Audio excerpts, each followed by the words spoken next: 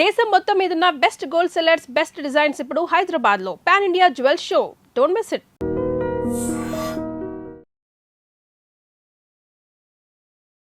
నమస్కారం, welcome to I dream.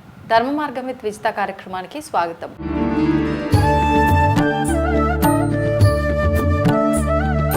ప్రస్తుతం మనతో పాటు ఉన్నారు ప్రముఖ జ్యోతిష వాస్తు పండితులు, భారతీ శంకరపీఠం వ్యవస్థాపకులు, బ్రహ్మశ్రీ అన్నవరపు తిరుపతి మూర్తి అవధాని గురుగారితో మాట్లాడి మరిన్ని విషయాలు తెలుసుకుందాం.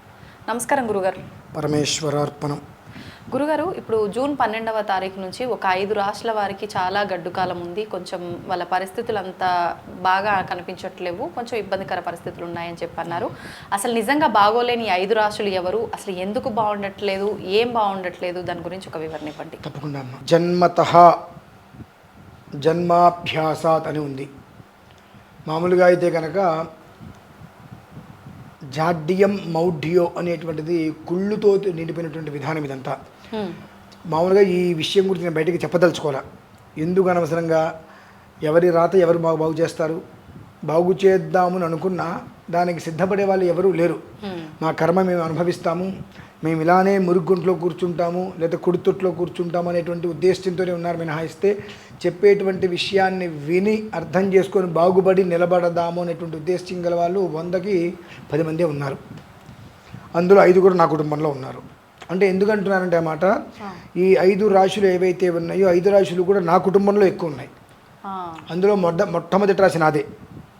దానికి సంబంధించినటువంటి అతిగండ కాలయోగం అనేటువంటిది ఉందమ్మా. 24 రోజుల పాటు, ఎప్పటి నుంచి, జూన్ 12 నుంచి 24 రోజుల పాటు అతిగండ యోగం అనేటువంటిది చాలా నిర్దిష్టంగా చెప్పబడి ఉంది. జూలై 1st వీక్ వరకు ఉండొచ్చు సుమారుగా 24 గంటే ఇంచుమించుగా. అందులో ఈ అమావాస్య కూడా చాలా దారుణంగా ప్రభావం చూపేటట్టుంది.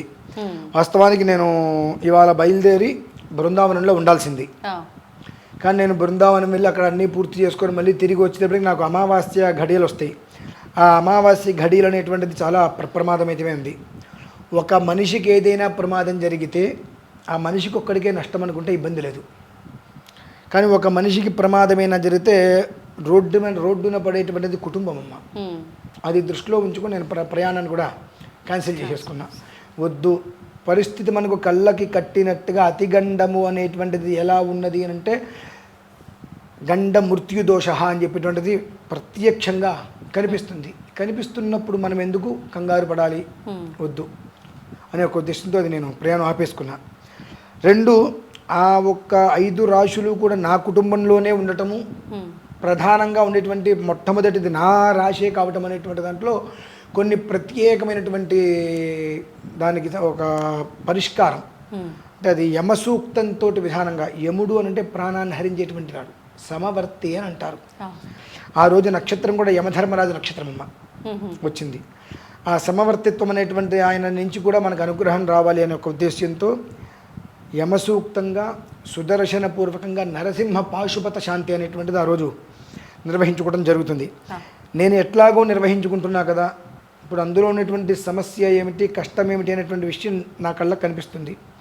సో ఈ రాశిలో ఉన్న వాళ్ళు చాలామంది ఉండొచ్చు, వారికి కూడా ఇదే కష్టం కదా. ఇప్పుడు నాకు ఎట్లా అయితే కనుక ఒక మనిషికి నష్టం కలిగితే కుటుంబానికి ఇబ్బందో ఎవరికైనా ఒకటే కదా అని ఒక ఉద్దేశ్యంతో ఈ విషయాన్ని అందరికీ తెలియచేయాలి. అయినంత వరకు కూడా ప్రత్యక్షంగా లేక పరోక్షంగా 12వ తారీఖు రోజు నాడు మన కాటేదాన్లో ఉన్నటువంటిది శ్రీ వెంకన్న గుట్ట అని చెప్పి సాలగ్రామ వెంకటేశ్వర స్వామి దేవాలయం.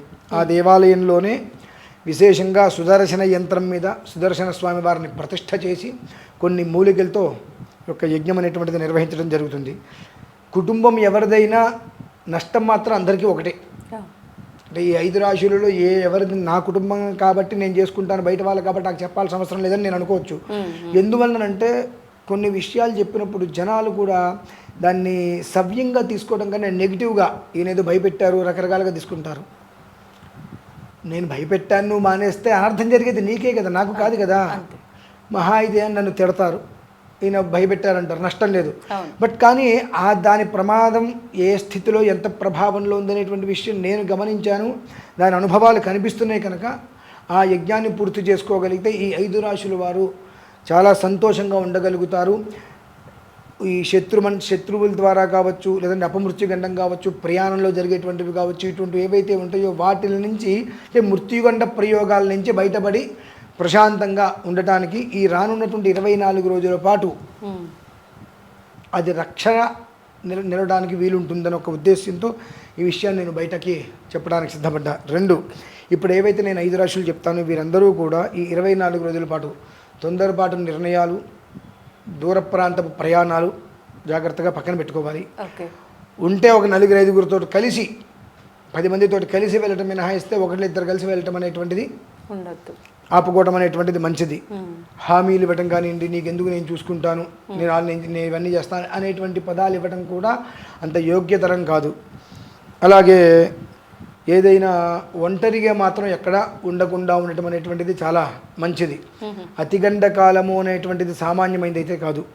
గండకాలమే అసలు ప్రమాదము, అతిగండకాలము అనేటువంటిది చాలా ఎక్కువ ఉంది. అది ఏ ప్రభావంతో ఉందనేటువంటి విషయం తెలుసు కాబట్టి నార్మల్గా ఎప్పుడూ కూడా ఏ ప్రయాణమైనా నేను వెనకాను.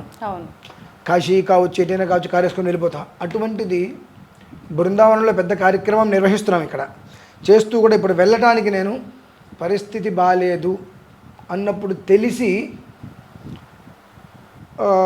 చెమలు పుట్టలో వేలు పెట్టడం దేనికి? అది పుట్ట లేదంటే అది ఫ్లెగ్గు వేలు పెడితే షాక్ కొడుతుందని తెలిసిన తర్వాత మనం ఆ ప్రయత్నం చేయడం అనేటువంటిది అనవసరం.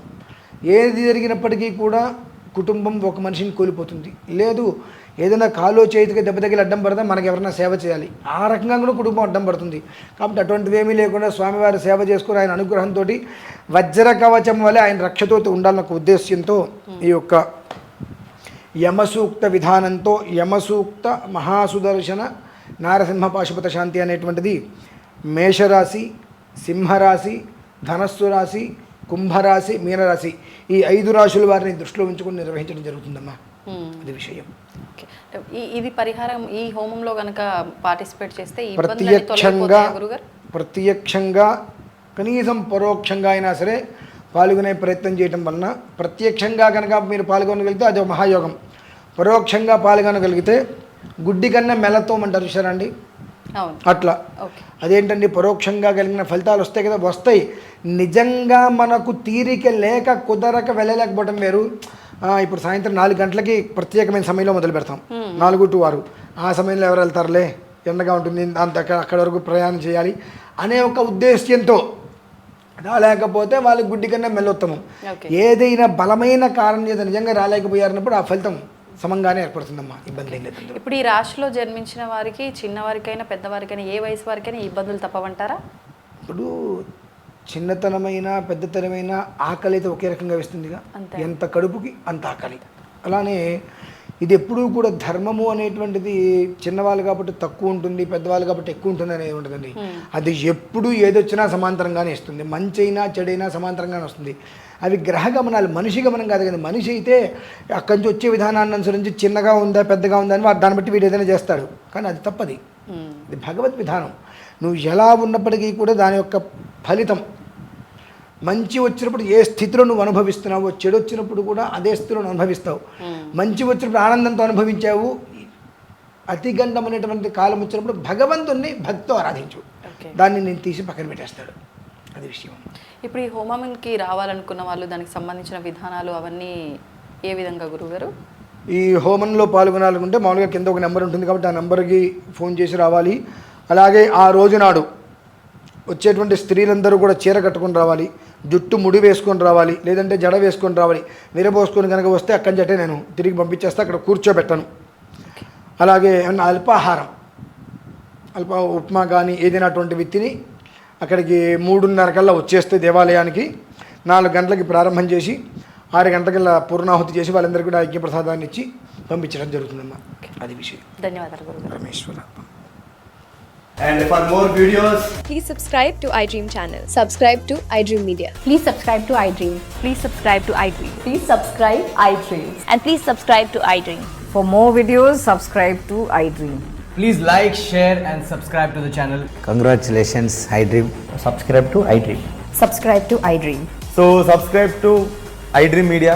iDream ki iDream team andarki huge congratulations. Please subscribe iDream Media. Please subscribe to iDream. Subscribe iDream. Please subscribe to iDream. I dream అంటే నా కళల ఛానల్ సబ్స్క్రైబ్ చేసుకున్న నోరు తిరుగుతలేదు, మీరైతే గంట గుర్తు కొట్టండి. For more such videos, please subscribe to iDream.